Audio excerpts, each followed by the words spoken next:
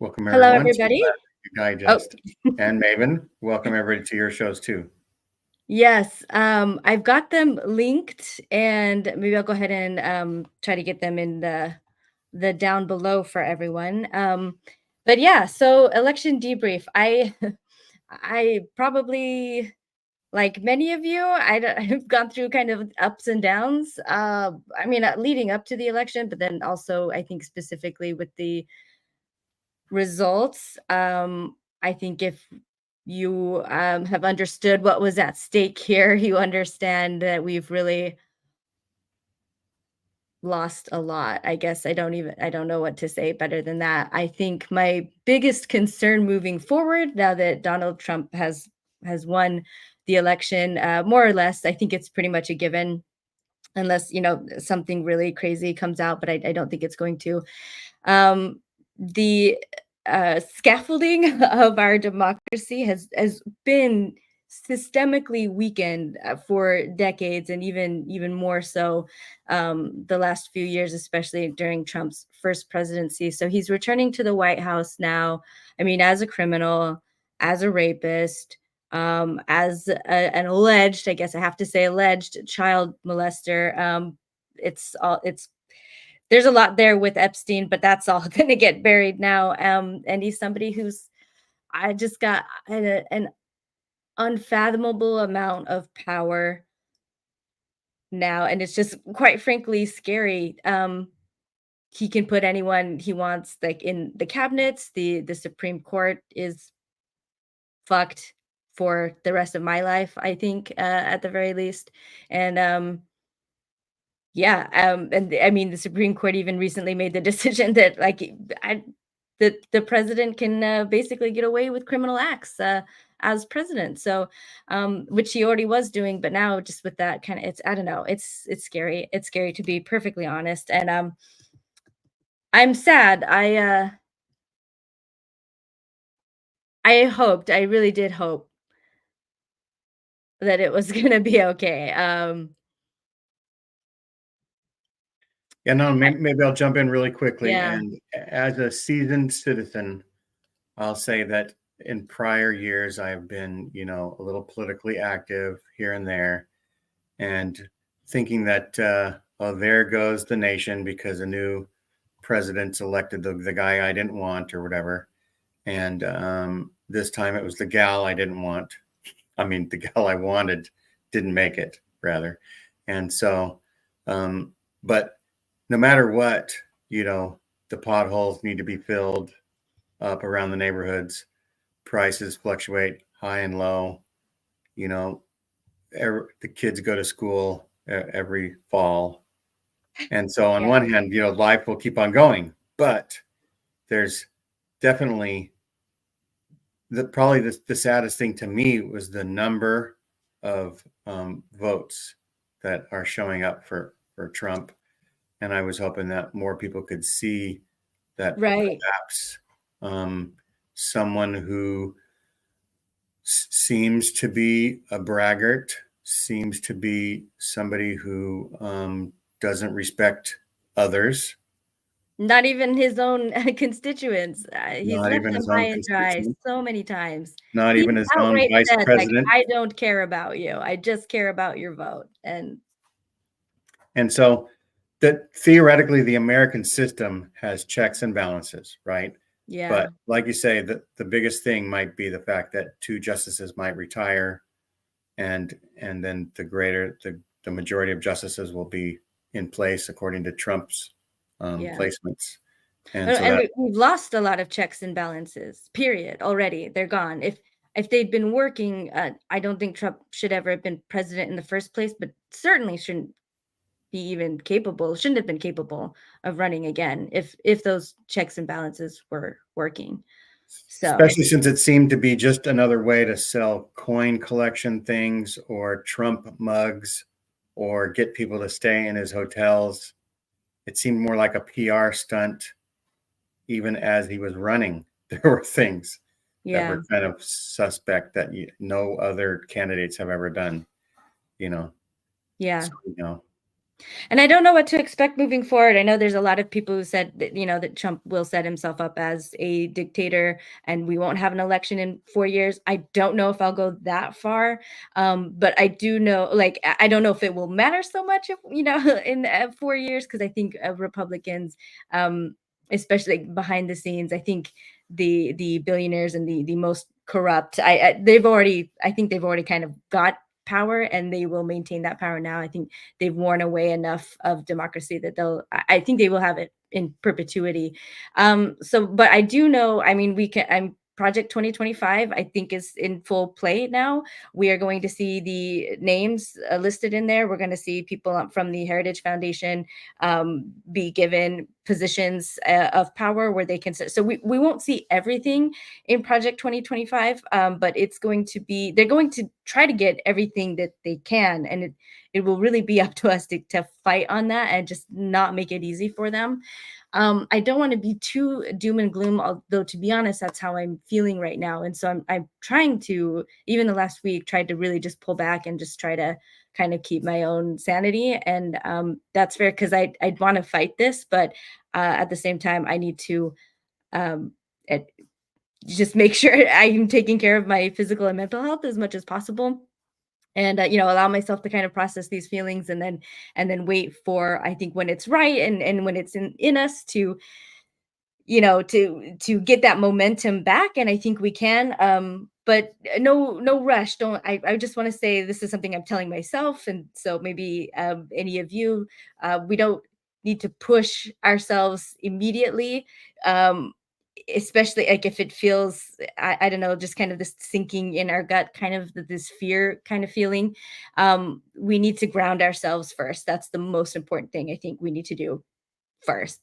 Make sure we're grounded, make sure we are able to be in this for the long haul. So, That's right. There's a long and I game want to say ahead of us. thanks to people coming into the chat. Sorry, go ahead, Jean. Yeah, there's a long game ahead of us. There's strategies that can be done. There's ways to either fight the things that are the most harmful, and there's ways to point out bad governance so that maybe, the next elections, in every 2 years, there's representatives Yeah. elected.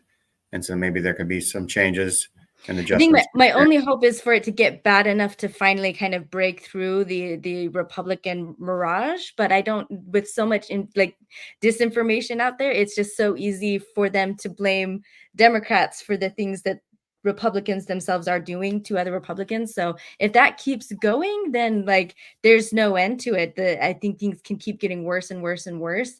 And those who are hurt the most by it, which it will be everyone, but it will also include the Republicans that vote this way. I don't know. They might just continually think, and because that's already been happening for a while. They feel like the country is in the dumps according to their values, which is a lot of transphobia, homophobia, all of this kind of stuff. So already, just the fact that schools don't pray anymore, that you can't teach from the Bible, you can't teach creationism versus evolution, like all of these things have like just been coming up. And so I just think the only hope I see is that if it gets bad enough, that maybe it'll break through, but I'm not so sure that even that will happen. So but again, I am feeling really awful. Lee, I see you. I see you. I feel it, but the thing we just can't give up. And I think as bad as it is now, I think if we look back in history, there have been much worse times, much more dire times, much more dangerous times. I mean, even if we're going to, yesteryear's fascism, with Hitler and the Holocaust and everything. I mean, we don't know where we're headed. We're headed somewhere there, but at least as of right now, like I'm not legitimately or literally worried that there's gonna be, MAGA Gestapo, like, hunting us out and like, I don't know, maybe we will get there, but I don't think we are. So I feel like as awful as things feel, like our lives are not in as not direct danger, I guess, like it was back then, where you literally be pulled out of your house. But unless unless you're an immigrant, legal or not, if you are an immigrant, I think what Trump's going to try to do. He's going to catch a lot of legal Americans in that net, and they'll be shocked, and especially ones that voted for him and thought, I'm here legally. I'm one of the good ones. I'm not those guys. There's going to be a few of them caught up in the net as well. So anyway, but I don't know. We just what I was starting to say, and what I'll finish saying is that we have to fight. I think for the next generation, it doesn't matter how hopeless because it could be a lot worse. It can be a lot more hopeless. So we're still not at the bottom of the barrel. And even if and when we are, I just think we owe it to humanity not to give up and to be good examples. So That's um, right. We need to, even if the next wave doesn't go our way, we still need to fight for the future waves that yeah. are going to happen. Yeah, yeah. And if we can't see victory in our lifetime, then I at least feel I owe it to those who are coming up, who are growing up now, to at least pave the road as far as I can for them to finish and achieve that victory. So that's what I'm going to do. Yeah, like for I guess example, women got the vote in 1918 or somewhere around there, but they were probably fighting for it for decades before. yeah. There were And that's people out another disappointment is that women are just, I think, not doing so great fighting for ourselves and for each other. The female vote has been extremely disappointing throughout this, but I don't know. I think I've said all I want to say without. I think otherwise I'll just keep repeating the doom and gloom. But I did want to talk about my channel again. That I'm really, you guys know and you see, I've been struggling to launch it. I part of that is I did actually decide to do some renaming of it. Initially, it was Dear Pro Life Dad, and many of you have subscribed to that, which I appreciate. But I had some feedback that it is a little bit pointed, that it seems kind of angsty, kind of angry, and so I decided to. I still have that one. But I did create a new one, and I think it's more broad, and I think I'll be able to cover more of the issues around reproductive rights. And it's called When We Choose. So I've got it linked. I'm live streaming to it right now. I think hopefully I can paste it in the. There we go. I put it in the chat. If you're on Dear Pro Life Dad, if you can subscribe to When We Choose, because that one. I guess there's things. I mean, the Dear Pro Life Dad I was wanting to do to speak to my father about the pain and hurt and betrayal that I feel for how he is. But honestly, especially after this election, I just feel like our fathers don't care. Enough men don't care. Enough women don't care. And so I think I really want to focus on not people like my dad who are just so far gone that they'll never get it. I want to focus on people that I think could get it. And thanks, Diamond Dave. Thanks for subbing to it. Um, yeah, I When We Choose is meant to just cover. I mean, again, first of all, get to people that I think I can convince. And it covers just the broad aspect, not just things that affect me and how I'm affected by this, but families, mothers, etc. So, and I guess just to recap my position on abortion, because I've had people ask if or say that maybe I'm too polarizing on this, or I'm too extreme in my views, and I just wanted to address that because first of all, it shouldn't be polarizing. It's only polarizing because of where we're at right now. So I think if we were to go back in time, in the church in the early 1970s and say, that black men should be able to have the priesthood, black couples should be able to get married in the temple like white couples, then that would seem to be radical and extreme for then, but that's only because they just didn't see people as equal. And that's where we are now, like not seeing women as equal or as like capable human beings to trust with their own bodies and their own decisions. That is going to be a relic of the past someday. Someday it will be. And if you don't like abortion, if you see it as baby murder, I really want you to think about this. Abortion bans are not reducing abortions. They're actually increasing abortions. Period. That's number one. That's if we don't go into all the other things that abortion bans increase. which, all they increase bad things and decrease good things, like democracy. There are studies showing that pro-life, so-called pro-life, which is basic, was anti-choice, it's control of women's bodies, countries and governments are less democratic, and they tend to go away from democracy when you implement those things. And it's democracy, it's freedom, it's not just our freedom, but it's everybody's. I feel like that's kind of what's happening now. It's not just women being affected by what's happening now. But if it's just, again, just about abortions, pro-life does not reduce abortions, but pro-choice does, because pro-choice cares about bodily autonomy and it cares about consent. And so those, when you really focus on that and you teach that to your children, child abuse goes down, child sex abuse goes down, rape goes down, domestic violence goes down, pregnancy becomes safer, teen pregnancies go down, just sexual coercion in general. All of these things go down when you care about consent and bodily autonomy. And abortions go down. But it's coming from a place of not wanting to control and punish people sexually. This pro-life is about controlling women and punishing. That is the outcome. That is the desired goal. And so I know a lot of people want to say, like, that's not why I do it. I think you should think about that and see if that isn't really why you're doing it. And even if it's not why, it's still what you're going for. So even if it's not maybe the motivation, maybe it's the cart before the horse kind of thing, but altogether, like, it's still a package deal. And you cannot be pro-life without controlling women. And again, I just want to reiterate one more time that you do not reduce abortions, the number of abortions, when you're pro-life. They are increasing. And not only that, but so is maternal fatality and fetal fatality and infant fatality. You're causing more abortions, you're killing more women, you're killing more children. You're also increasing rape and coercion and child abuse and trafficking and neglect and crime and poverty and all of these other things. They are all like a package deal with pro-life. You cannot separate them out. And that's what I want to show, I guess, with When We Choose. I want to show, like, when we choose, like, as in when we as women are able to choose for our own bodies, everything else in society improves, from education, healthcare, families, all right, affordable housing, like healthcare for children, like everything good for children happens in a pro-choice environment. So anyway, that's what I'm gonna hopefully try to really make as clear as possible. So that's it. That's all I have to say. Gina, I'll let you take over from here.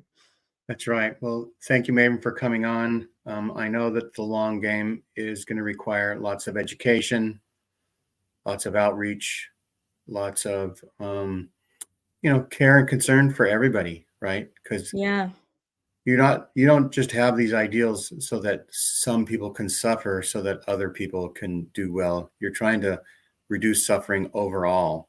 Right. So I think And actually, I do one more thing I did want to just to talk about extremism. When people ask me, like, and accuse me of being extreme, I just want to take, like, real briefly what extreme looks like on both sides. Because when you go extreme pro-life, right? Again, that's quotes, because it's not pro-life. We're seeing what we see now, where we have states that have no bans, or that have bans that don't include rape and incest. So that's one. So there are states now where a father can rape and impregnate his 12-year-old daughter, and there's no abortion exception for her on the books. Most have exceptions for the life of the mother, but we're seeing, like, in Texas and in Idaho and these places, it's not working. That's why more women are dying, because basically women have to be in the place of actively dying in order to maybe get help to start the process of cutting through tape, jumping through loopholes. And some women just aren't going to have that time, literally will not have the time to get through all of that to get saved. And that's what we're seeing. And if it can be scheduled ahead of time, that is an elective procedure. Even if it's a life-saving procedure, like, no matter what, across the board, if it's open heart, bypass surgery, if it's happening on a basis where it can be scheduled, that is billed as an elective procedure. Elective doesn't mean just for fun, like a cosmetic procedure or something. That's what it means. Emergency means somebody's dying right now, and so we need to do this right now. And This is how you kill women, when you know they're going to get to the point where they're going to die, but they're not there yet. Their organs are functioning fine. They're not in active sepsis or bleeding out actively. Any abortion at that point is not considered for the life of the mother, because she's not dying yet. So it's just really awful. It's just really awful. So that's the extreme. But it gets worse than that, because there are like medicines that women can't get and girls can't get. There was an 11-year-old denied a medication for a chronic condition because it's an abortifacient and she's considered of childbearing potential. Like, they fought it. Her parents got it for her, but initially that's the reason why it was rejected for her to have this, because she was 11. She was 11, but this medicine, and most medicine, fetuses are extremely not unviable, but they're delicate, they're extremely fragile. Almost every medication will have an effect on them. Any effect on the mother's body is going to have an effect on the fetus. Even stress has an effect on the fetus. So it's just there's so many women that will now struggle, I think, to get the help that they need and medications that they need that would be normal, that if you're a guy with this condition you can get. And the other extreme is we're seeing, women being jailed on suspicion of trying to get an abortion. There's been women who had miscarriages who were jailed for abortions or had the police called on them. There's been women who weren't pregnant who were still put in jail because they were thought to be trying to get an abortion, but they were never pregnant in the first place. We've got states talking about travel bans. We've got states talking about like taking the vote away from women, that women shouldn't need to vote anymore. And like, I know it's a small section, but a lot of these people are in power and it's becoming more popular. And like more and more people are okay saying like, I don't think women actually, we don't like how they're voting, so maybe they shouldn't vote. It's just crazy, the level. And this is all like on this pro-life side of just like, women, can we really, like, we can't trust their minds to make decisions about their body or about society in general. It's all the same thing. So there's that. And then I know I'm missing more of, not just, but actually the death penalty. That's something that some politicians, especially religious ones, are calling for, that a woman should be on the plate for the death penalty if she has an abortion. It's just an insane level of crazy. That's what you get when you're extreme over there. And that's what we're seeing in some states. Like I said, there are states where it's not illegal.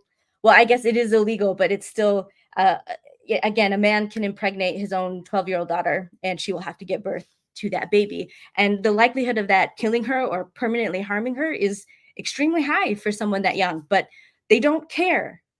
They don't care.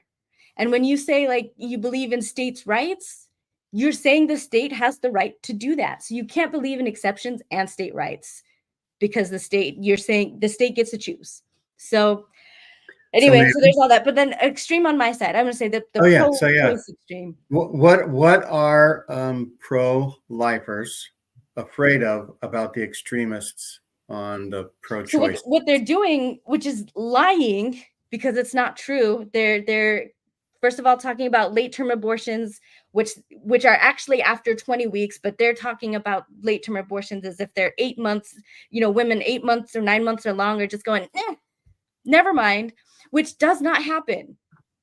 It does not happen. Women are not waiting this long, because even at that point in pregnancy, even abortion is not as safe as it is much earlier on. So the majority of if something is happening at that point, it's almost always something has gone wrong medically. Late-term abortions, like above and beyond, they're a small portion of abortions, but above and beyond, they are medically necessary. There's an unviable fetus. There's a risk to the life of the mother. But it's those people who need the late-term abortions. They're the ones getting painted as these promiscuous women, just having sex all the time, getting pregnant over and over, waiting till the 8th or 9th month to have an extremely risky, abortion after having already a pregnancy that long, and then just to go ahead and get pregnant right away as fast as they can again, just to do it all over again. It's this really insane, extremely misogynistic view of women that just is not happening. And even worse, they're going even further than that to say that states like New York have legalized kill abortion, post-birth abortions, which is just not a thing. That's not how words work. Like, an abortion is an end to a pregnancy. So if a baby is born, you cannot abort it after it's born. It's just insane levels of lies. But this is what they're afraid of. But that's, again, the truth is that's not what happens. There's no such thing as post-birth abortions. There aren't women, trying motherhood for a month and being like, nah, never mind. I'll take this to the doctor, and can you kill this baby for me, doctor? We'll call it an abortion. We'll medicate it, that it's actually being billed this way to insurance. It's insane. So look, if we go as extreme as pro-choice gets, which is no bans and no restrictions on abortion at all, what happens then? Abortion rates will go down. Women who need abortions medically, for whether something's gone wrong with the fetus or something, with the woman, so whatever's going wrong, they will get the care that they need. Rape victims, incest victims will be able to safely, privately, quickly get the medical care that they need and be able to move on with their lives. We'll see a reduction in poverty. We'll see a reduction in crime. We'll see an increase in educational and health outcomes, both for mothers and their children. Yes, maybe not what they're aborting now, but the children that they already have and their future children. Because again, unlike the stereotype, this woman-hating stereotype that is being put out there, that is just single women that want to be childless and irresponsible get abortions. No, women who want to be mothers get abortions. Women who are mothers currently also get abortions. So anyway, it only will help, because it helps families. It helps stabilize families financially, health-wise, mental health. The children need love and resources, and they need their parents to have those resources. So the most extreme you can get on the pro-choice side is still not extreme. There's not going to be babies being killed up to a month after birth. It's actually going to reduce the infant fatality rate, so more babies will survive. They get to that point. And again, it will reduce abortions overall, because that's what was happening. It was already going down until the Dobbs decision happened, and now it's going back up. So just, there is no extreme that's too extreme on the pro-choice side.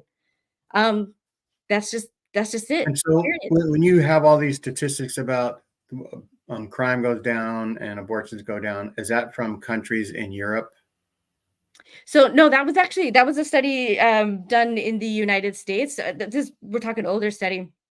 No, that was done specifically looking at the United States, and actually initially trying to figure out why there was like a country-wide reduction in crime, regardless of whether states were red or blue or soft on crime or harsh on crime, and had harsh penalties and stiff jail sentences for crime versus gave people lots of chances.